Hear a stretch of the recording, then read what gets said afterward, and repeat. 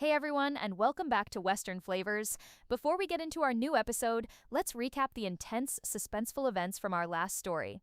After receiving Amy's cryptic message, Team Ty launched a desperate rescue mission at the Heartland barn, but we, the audience, were shown the horrifying truth.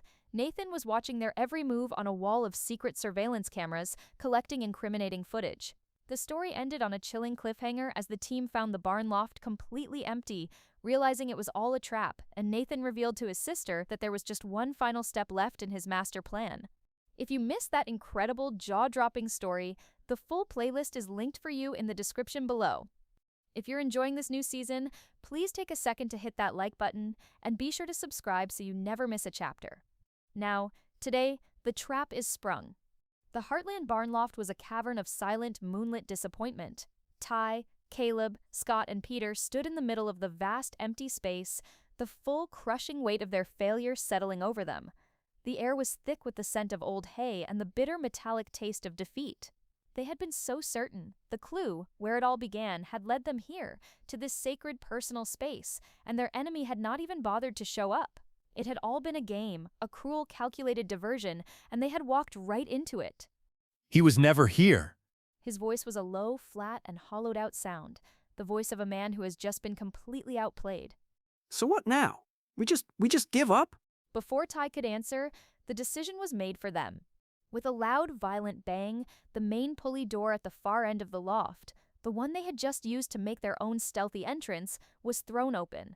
A dozen powerful, blinding flashlight beams flooded the dark, dusty space, turning the four men into startled, silhouetted targets. They were completely and hopelessly surrounded. Figures began to pour into the loft from all directions. Men, at least 20 of them, their faces covered by dark, anonymous ski masks, their bodies clad in the same quasi-military gear from the border. They were armed not with guns, but with something almost more menacing: long, heavy, and brutally effective hockey sticks, and thick, coiled ropes. They moved with a practiced, professional, and intimidating efficiency. Team Ty was in a trap, and the trap had just been sprung. They were hopelessly outnumbered, 4 men against an army, but they were not men who would go down without a fight. They backed into the center of the loft, standing back to back, a small defiant island in a sea of a rising and very violent tide. The brawl that followed was a masterpiece of a desperate, chaotic, and ultimately futile courage. Caleb was a powerhouse, a wild, roaring bull of a man, his fists a blunt, powerful instrument. Scott and Peter, 2 men who had not been in a real fight in decades, fought with a surprising and admirable ferocity, their own love for their family a powerful and motivating force. And Ty was a ghost. He moved with a speed, a grace, and a lethal, street-honed efficiency that was a terrifying and effective thing to behold. But it was not enough. The sheer overwhelming number of Nathan's men was a relentless, irresistible wave, and after a short, brutal, and courageous fight, they were subdued. The leader of the masked gang, a tall, thin man with cold, dead eyes, stepped forward. He looked down at the 4 battered and bruised men, his expression one of a bored, professional satisfaction. "Our employer has a message for you. He only wants Borden. The rest of you are an unnecessary and annoying complication. You will be moved to a different and much less comfortable facility. Cooperate and you won't be harmed further." The 3 men, Caleb, Scott, and Peter, all turned to look at Ty, their own faces a mask of a fierce and loyal defiance. They would not leave him. But Ty, his own mind a whirring, high-speed and tactical machine, saw the cold, hard logic of the situation. He could not fight his way out of this, but he could, perhaps, negotiate. He could sacrifice himself to save his friends. Okay. He said, his voice a low, rough, and reluctant gasp. Okay. I'll go. You let them go. You have my word. The leader just smiled, a cold, cruel, and humorless smile. Your word? Your word is worth nothing here. But he had gotten what he wanted. He gave a single, curt nod to his men, and the world for Ty Borden dissolved once again into a dark and hopeless new chapter of his own personal hell. The world dissolved into a disorienting chaos of darkness and rough movement.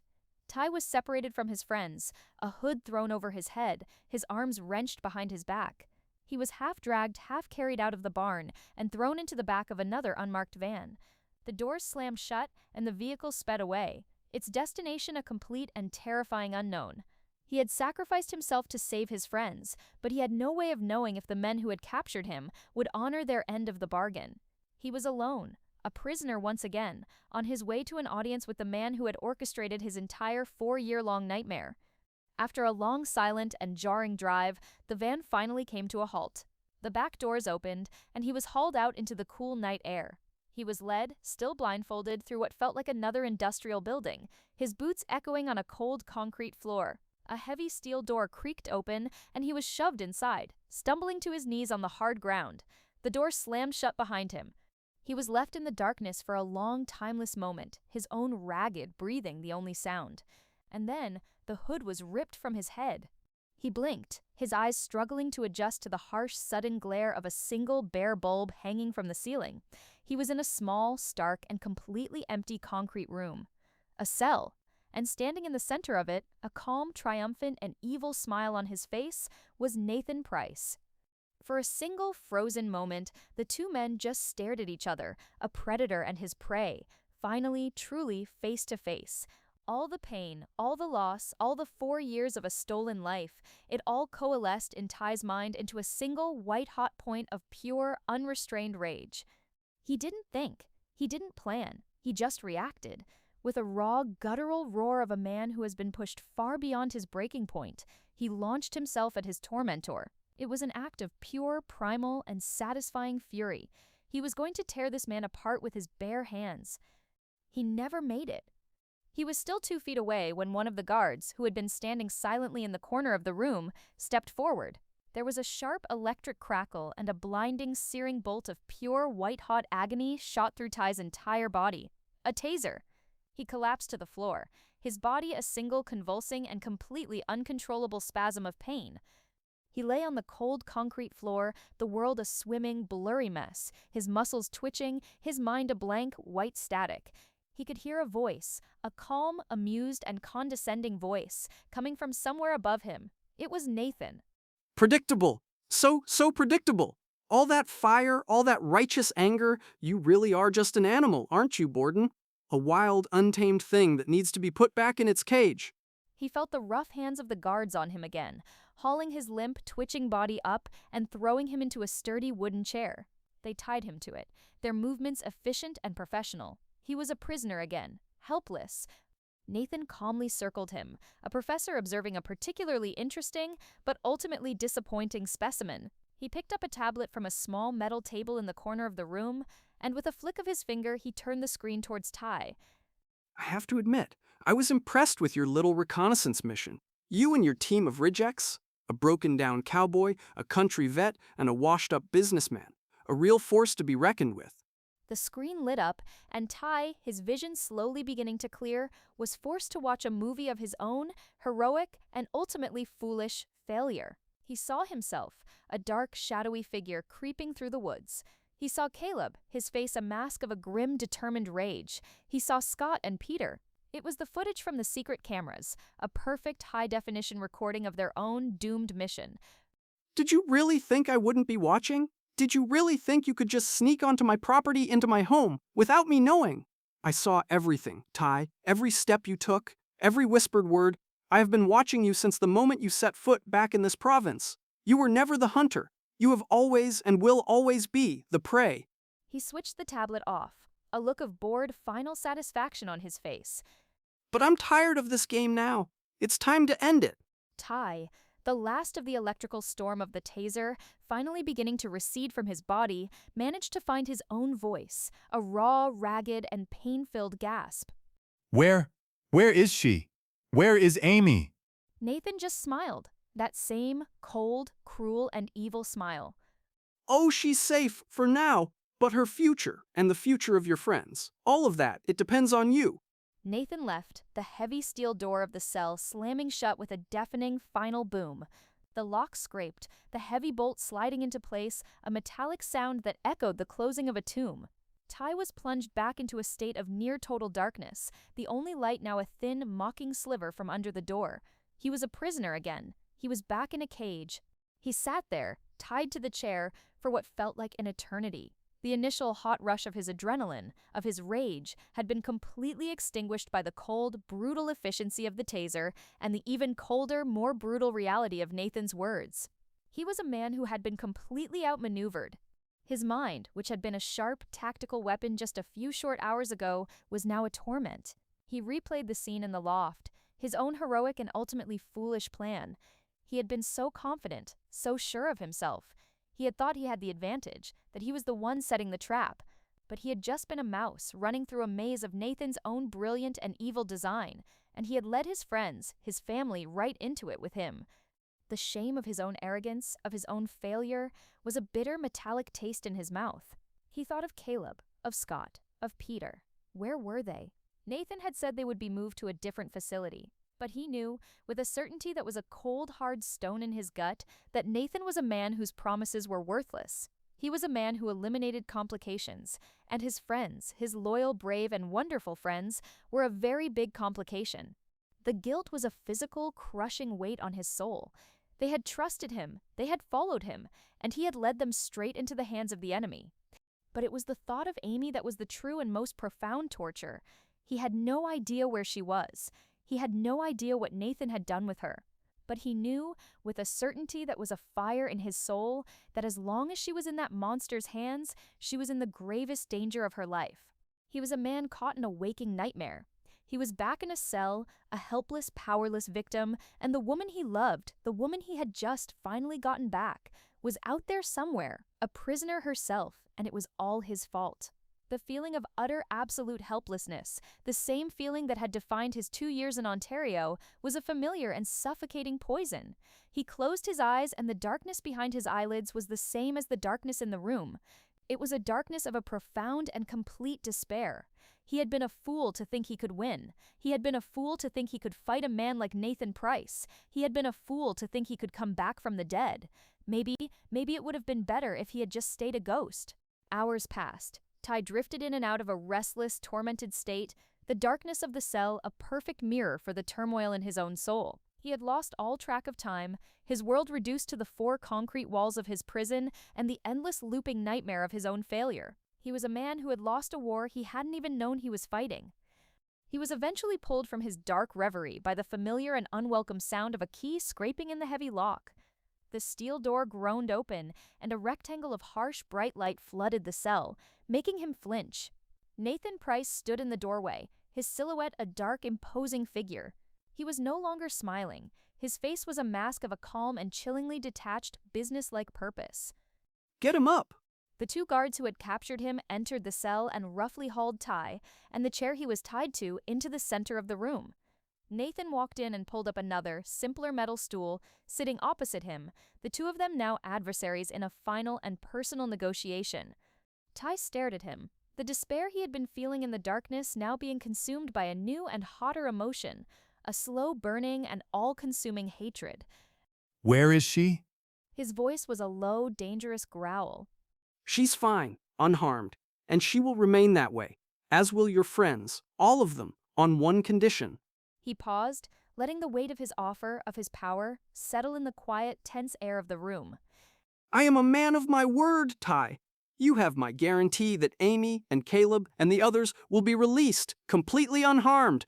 They will be free to go back to their lives, and I will disappear from yours, forever. All of it can be over. The conspiracy, the hunt, all of it, tonight. The offer was so simple, so clean, so exactly what Ty wanted, that he knew, with a certainty that was a cold, hard stone in his gut, that the price would be unimaginable. What do you want? Nathan smiled then, a cold, cruel, and humorless smile. Just one small thing, a task, something for you to do to prove your commitment to your family's safety. He leaned forward, his elbows on his knees, his own gaze a sharp and predatory thing. You see, Ty, the problem has always been the land, the legacy, the idea of Heartland. It's a symbol, and as long as that symbol exists, your family will have a reason to fight, a reason to keep looking for me, a reason to continue this unpleasantness. I need to remove that symbol. I need to take away their reason to fight. I need you to do it for me. The suspense, the slow, sadistic, and evil buildup, was a form of torture all its own. Ty just stared at him, his mind racing, trying to anticipate the impossible, monstrous task that was about to be laid at his feet. He finally bit out the words, a raw and desperate plea. Nathan's own smile widened, a look of pure, unadulterated, and sociopathic triumph. He leaned in, and he whispered the final and most devastating, most brilliant, and most evil part of his entire 4-year-long plan. Ty stared at the man in front of him, his mind racing, trying to anticipate the impossible, monstrous task that was about to be laid at his feet. What could he possibly want? What final twisted act of vengeance could possibly be worth the freedom of his entire family? He was a prisoner, completely at Nathan's mercy, a pawn in a game whose rules he was only just beginning to understand. His voice was a raw and desperate plea. What is it? Nathan's smile widened, a look of pure, unadulterated, and sociopathic triumph. He leaned forward in his chair, his elbows on his knees, his voice a low, chilling, and almost conversational murmur, the voice of a man explaining a simple, elegant solution to a complex problem. It's not about you, Ty. Not really. It never was. It's about the place, Heartland. He said the name of the ranch with a strange mixture of reverence and a cold, deep-seated hatred. I have spent years studying your family, the Bartlett-Fleming legacy. It's a powerful thing. It's more than just a piece of land. It's a symbol. It's a story. A story of a magical healing power, of a family that can overcome anything. It's a myth, and myths are very, very hard to kill. He stood up and began to pace the small concrete cell, his movements calm and deliberate, a professor delivering a lecture. I thought your death would be enough. I thought that, by removing you, the central hero of the story, the myth would crumble. That Amy, without her other half, would eventually be forced to let go of the past, to sell the land, to embrace a new, more practical future, with me. But I was wrong. The myth was stronger than I anticipated. Your memory, your ghost, was more powerful than my own, living, breathing presence. He stopped and looked down at Ty, a look of almost academic curiosity in his eyes. And now, you're back. A literal resurrection. The myth is no longer just a story. It's a legend. And you are at the center of it. As long as you are there, as long as Amy has you, and as long as that ranch stands as a symbol of your impossible, miraculous love story, I will never have what I truly want. I will never have her. Not completely. He knelt in front of Ty, his face just inches from his own, his voice dropping to a conspiratorial, almost intimate whisper. So we have to kill the myth. We have to destroy the symbol. We have to burn down the church, so that the congregation has no choice but to find a new god. He saw the dawning, horrified understanding in Ty's eyes, and his smile returned, a thin, cruel, and deeply, deeply evil line. I want you to do it. You, the hero of the story. You will be the one to destroy it. You will go back to that ranch, your home, and you will set a fire. A big one, not just a little fire in a stable. I want an inferno. I want the main house, the beautiful historic house that has been the heart of your family for 100 years, to be a pile of ash by morning. I want the iconic red barn, the place where you and Amy first met, to be a smoking black ruin. I want the entire world to see that the great, magical, and unbreakable Heartland Ranch is just a pile of wood and stone, as fragile and as temporary as everything else in this world. He stood up, his grand, monstrous vision laid bare. And when it is done, when the symbol is gone, when the myth is dead, Amy will be free. Free from the weight of her family's legacy, free from the ghost of her perfect past. And she will be free to choose a new future, with me. And you, and your friends will be free to go. You will have my word. The sheer diabolical and deeply, deeply twisted logic of his plan was a breathtaking and utterly and completely soul-shattering thing. He was not just asking Ty to commit an act of arson. He was asking him to commit an act of spiritual annihilation. He was asking him to destroy his own and his family's very soul. He leaned in one last time, his voice a final, simple, and absolutely monstrous command. Burn Heartland to its core. The words, a quiet, simple, and absolutely evil command, hung in the cold, sterile air of the cell. The episode ends on a tight, horrified close-up of Ty's face, his expression one of a complete and utter and soul-shattering disbelief. He has just been presented with an impossible and completely and utterly unthinkable choice to save the people he loves by destroying the one single place that has always and forever been their salvation.